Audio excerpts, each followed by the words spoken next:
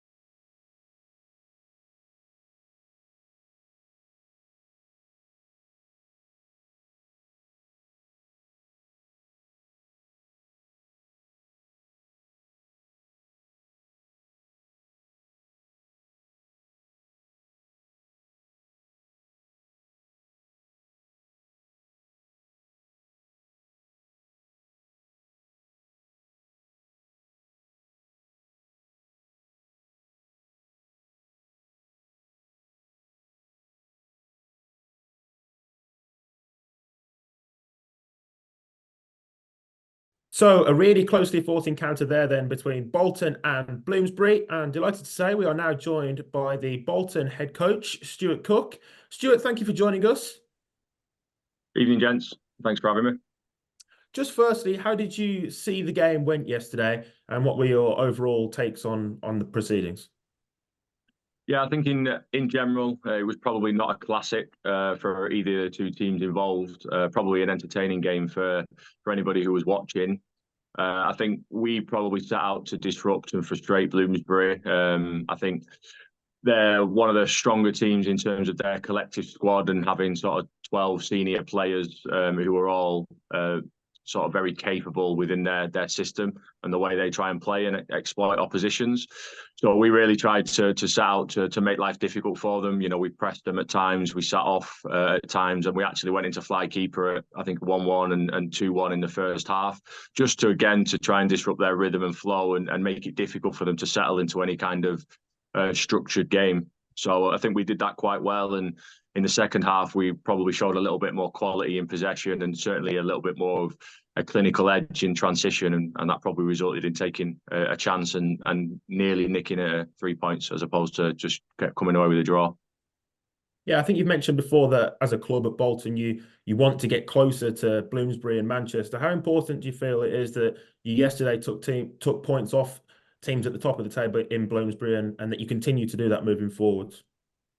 Yeah, I think it's more important for the players than myself. I think I'm, from a coach's point of view, very performance driven. The results ultimately they will follow if we can start to perform week in, week out, and put, I suppose, mine and the club's principles into play on a regular basis.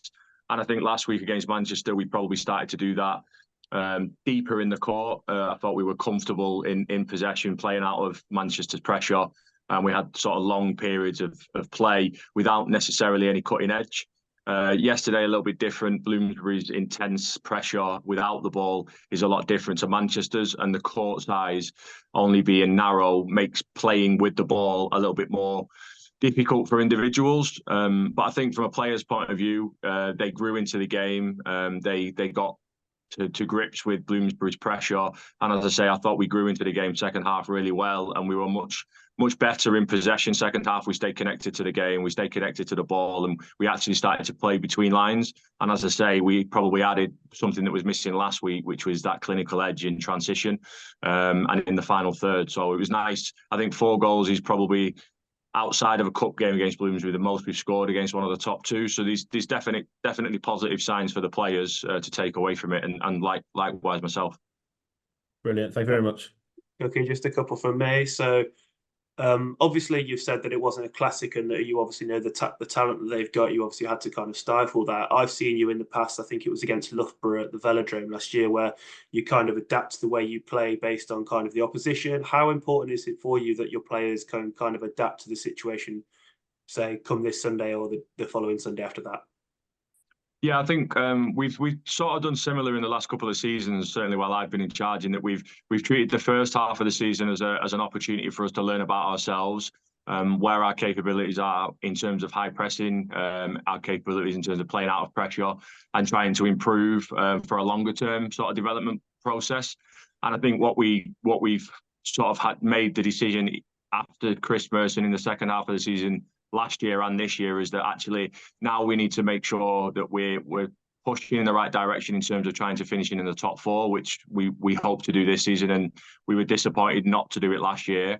So I think being able to carry out different kinds of game plans for our squad at the moment without probably the individual quality that Manchester and Bloomsbury have throughout the squad, I think that's going to be really important for us in order for us to be able to compete come the end of the season, and likewise be able to carry out different phases of the game when we play teams like Loughborough and Maidenhead, who offer a different kind of challenge than the top 2 necessarily do.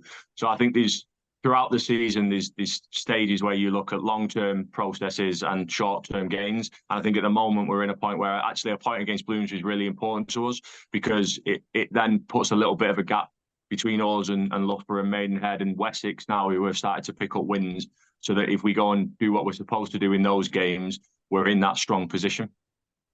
And then lastly from me, obviously you're talking about the other clubs there that are kind of going for that the top four. You're in a good position at the minute. Are you kind of looking to kind of solidify that place in the top four, or is the position kind of further up or even into second kind of on the radar? Is that kind of what you're pushing for? I think from me personally, again, as a coach, I don't look at 1 to 4 as mattering where we finish. I think finishing in the top 4 is important for us this year, so that I can get some experience in the players of having that playoff experience and playing in those bigger games and those pressurized situations. And again, probably more for the players in terms of their long-term development. You know, a lot of the young players for us are involved in the England 19s, and putting them in pressured situations is important for their development, both sort of on court, but as well as off court, in that sort of mental side of the game that, you know, we probably discuss quite a lot. So, you know, I don't mind where we finish in the top 4, because ultimately we have to play everybody and beat everybody. And I think we're capable of doing that on our day.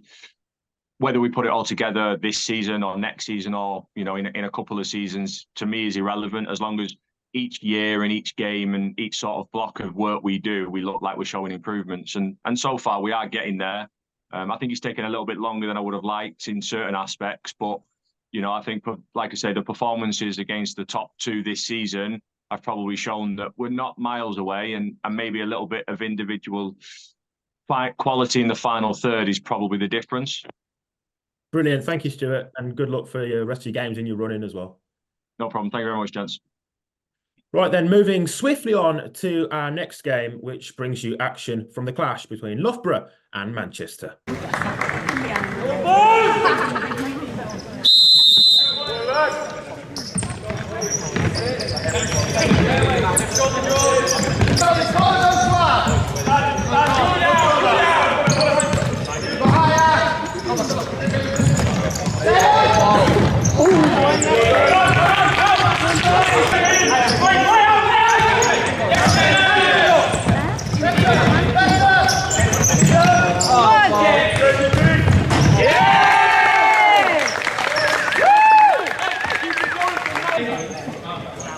Go on, Dan.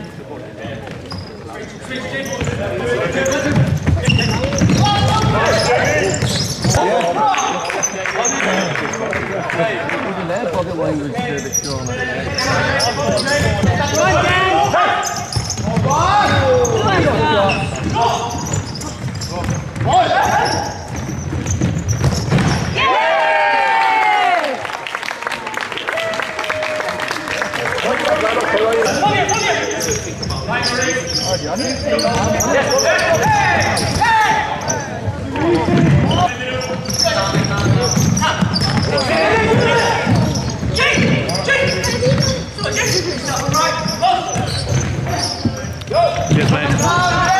Get it from source.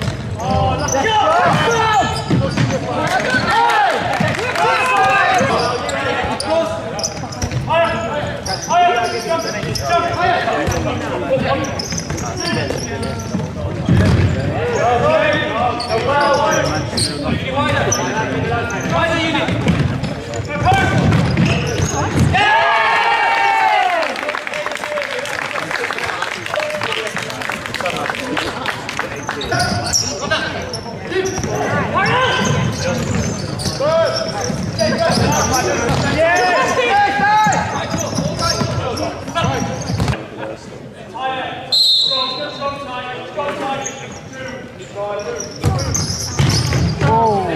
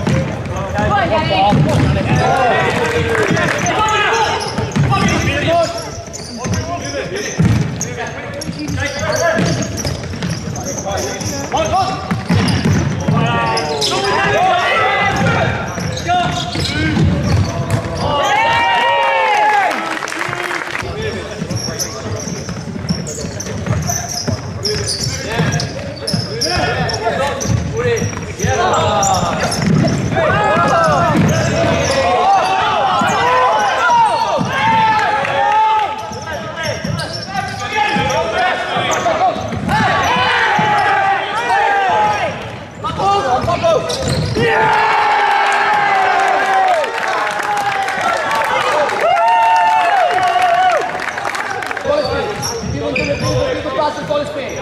Slow, even with the fifth hand.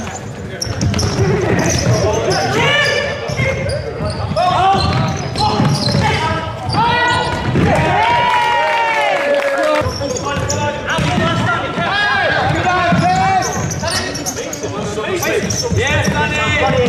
Oh, yeah. Well done. Well done, Uni, that's it. You know his name. Go on, Dan. Get it!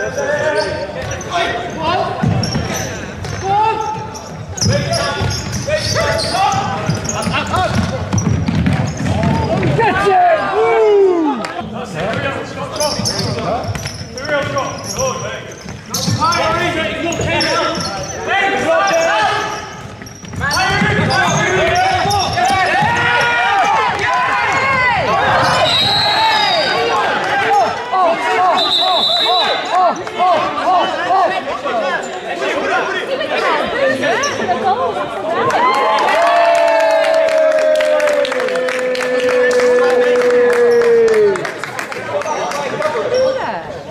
So you've got to take someone off, hasn't you?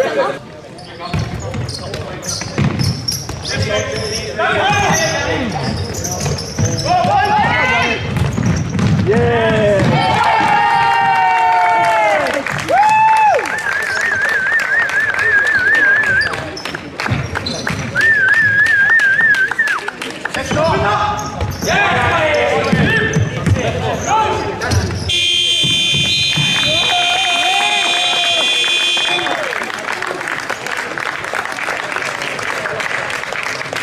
So another big 3 points then for Manchester as they continue to really thrive in this year's NFS. And delighted to say we are now joined by Manchester's Sam Richardson. Sam, thank you for joining us.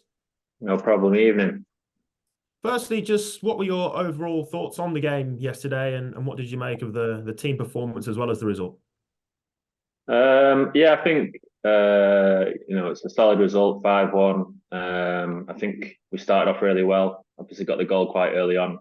The tempo was quite good at the pace that we were playing. Out of possession, we played quite well as well. We're keeping some pressure on them, and I think they were struggling to get out of it. And I think, we wanted to. So I had a good platform to build on. I think we're also trying to introduce some players that are coming into the squad as well. So I think.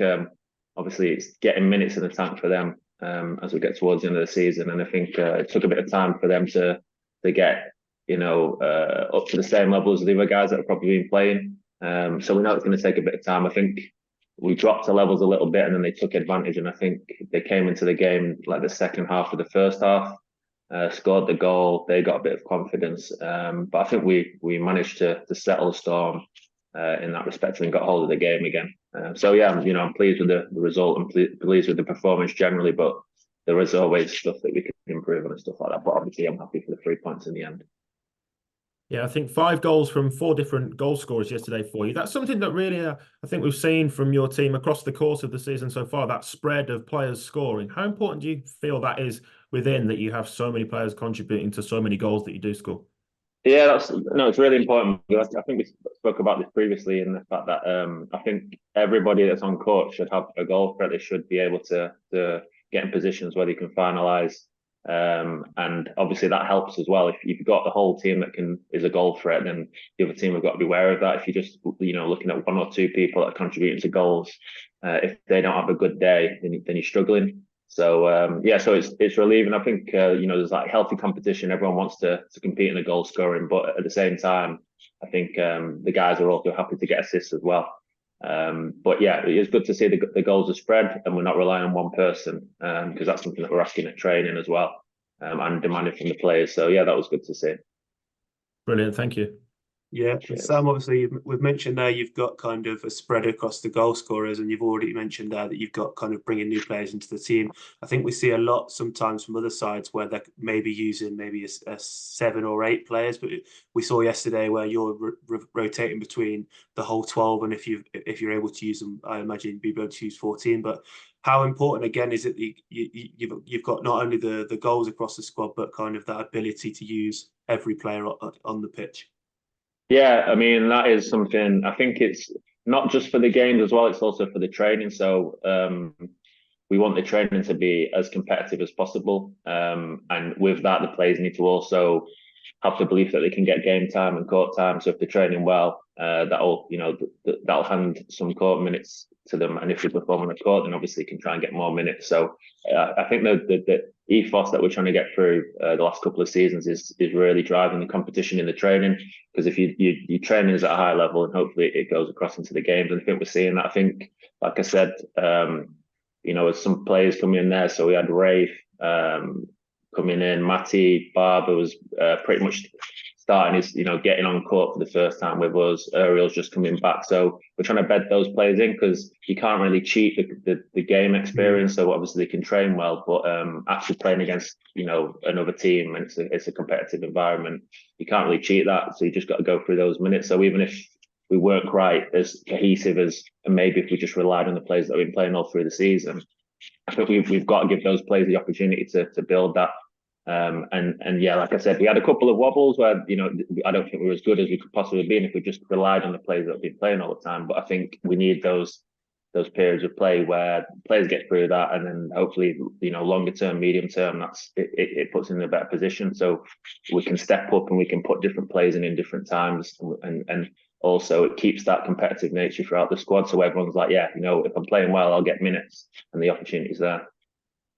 Perfect. And I know you're probably going to say you're going to take it game by game, but obviously with Bloomsbury's kind of deduction in points and obviously dropping points yesterday as well, it puts you in a rosy position kind of to win the league, which is, I know, is probably your goal for the season. But mentally, what will that do for your side going into the playoffs if you do win the league? Because I know it's obviously getting over that hill. We've seen it in the past with kind of Bloomsbury having to get over that hill to beat Helvetia.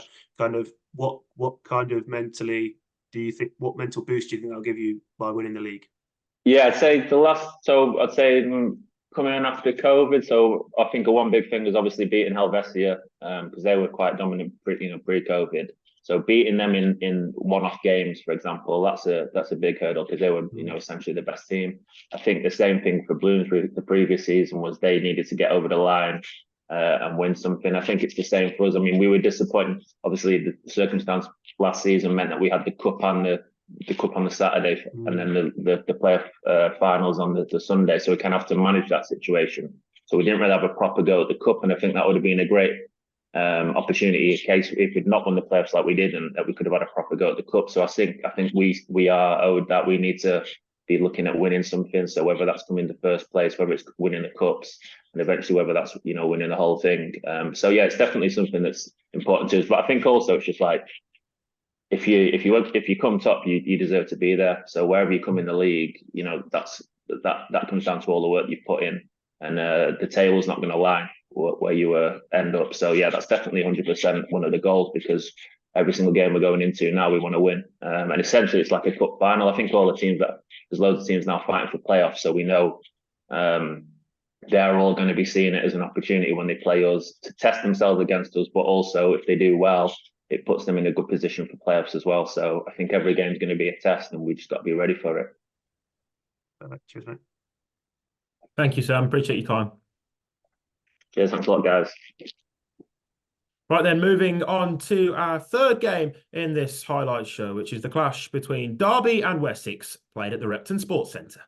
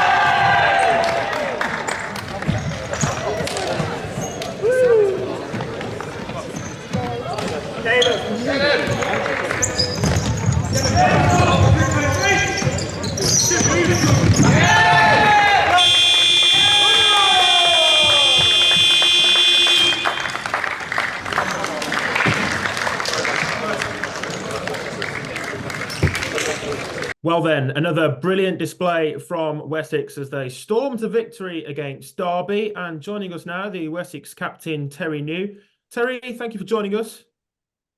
Pleasure. Firstly, just what were your overall thoughts on the game yesterday? And really, what's been the key to this success that you're enjoying in recent weeks? I thought we played very well. Going into the game, we knew it was going to be a really competitive game. Obviously, they beat us in the reverse fixture at our place, and they played really well. So we were expecting nothing different, really. But yeah, recently, it seems like the pennies dropped for us a little bit. We've had a bit of a mentality shift over the last few weeks, and just really focused on our defending principles. And then in attack, we're just trying to finish the attack as much as possible and not turn it into a transitional game as much as we possibly can, and it seems to have worked. Yeah, obviously moving into the business end of the season now as well. You must be delighted with the position that you put yourselves in now as a group of players and the coach as well. You must be really pleased with where you find yourselves. Yeah, definitely. No, the place is a lot happier at the minute.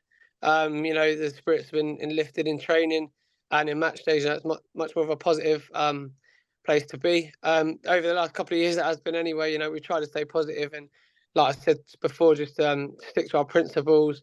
And we've always worked hard for each other and put ourselves through it together. But obviously, yeah, recently picking up wins, it does take the pressure off, and it is much more enjoyable, to be honest. Brilliant, thank you. Perfect. Sorry, just one couple from me. So obviously we've seen in the week that you'd signed Nathan Davies. Obviously, we've seen you in the past playing near on 40 minutes, so I suppose it gives you a little bit of rest in there as well. How good of an addition is that to the side? Oh yeah, it's amazing. He's a top player. Great experience, and he comes straight in into the side, and rightly so. He's come straight in. He's hit the ground running. He's another natural leader as well. To add to the squad, and he gives us great depth as well. So yeah, he's fit like a glove, to be honest. It's been great. Perfect. And you mentioned there that obviously you've trying to turn the game not as in transitional. I think when you were playing in Tier 2, obviously you had the superior players, so I think that was winning you games at that level. And then last year you obviously struggled. I think you were probably still trying to play that same game. Do you think that's been the big difference in seeing you kind of keep now picking up the points in the division? Yeah, for sure. We had like you said before, rightly so, we were quite transitional, but we were clinical in Tier 2, and we had countless chances. And like you said, the level we're in Tier 1 was a massive step, and it took us a little bit of time to adjust to that level, and how clinical the Tier 1 is.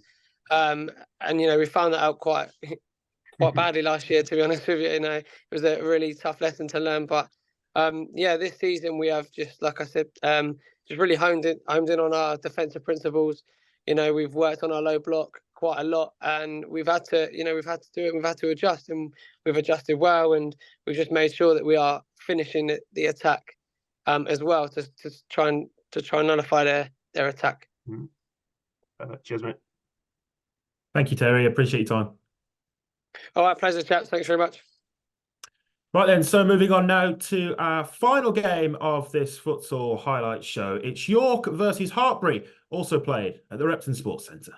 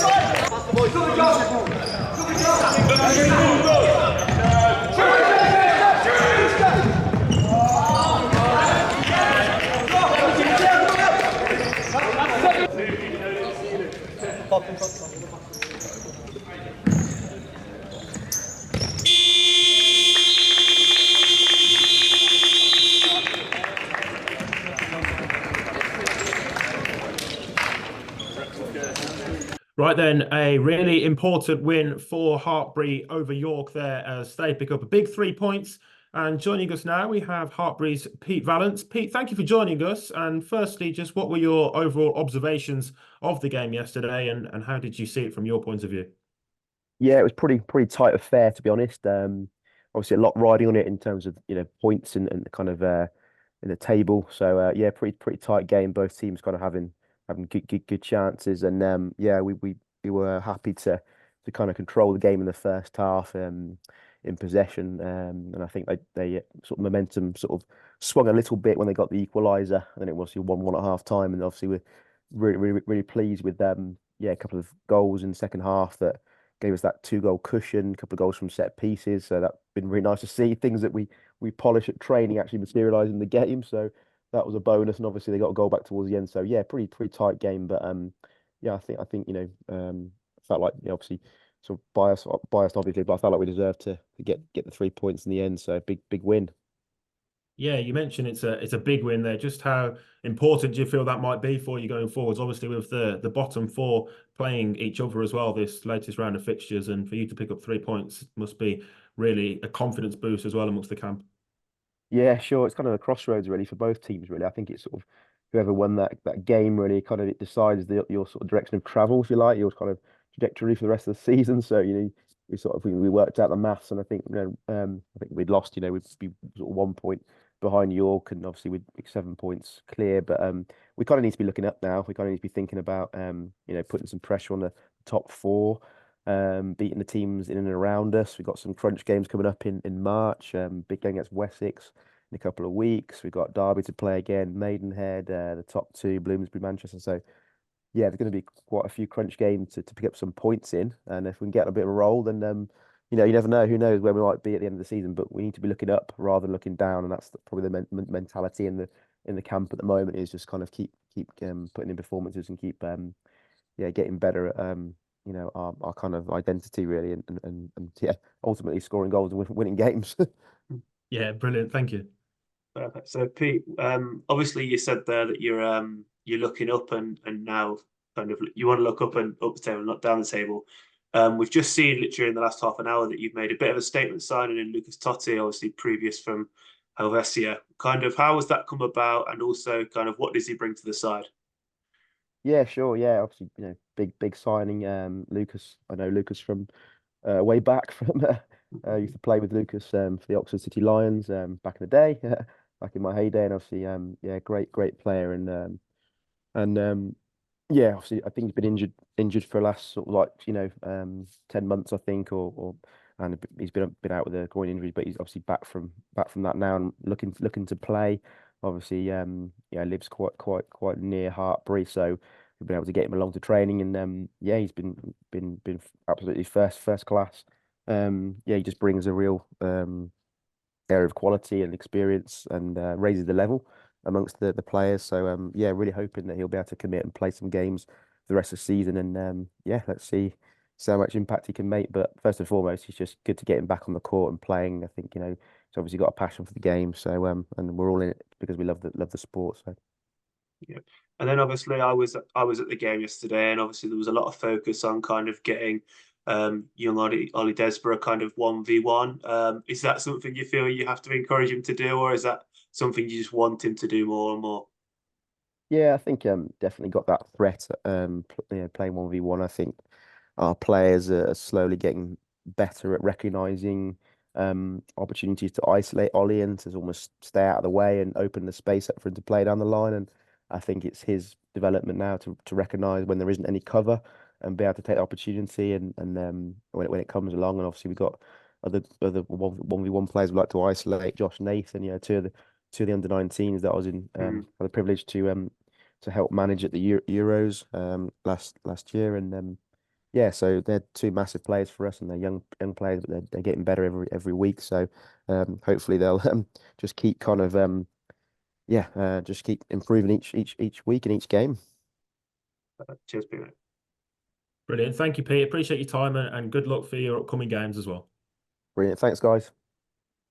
Right then, well, that is just about now all we've got time for in this first episode of the brand new Into Futsal Highlights show. We do hope you've enjoyed, and hopefully we've been able to give you a bit of an insight into the thoughts of the winning coaches as well, and with the coaches that we've had on the show today. Quentin, any closing thoughts from yourself just before we round off?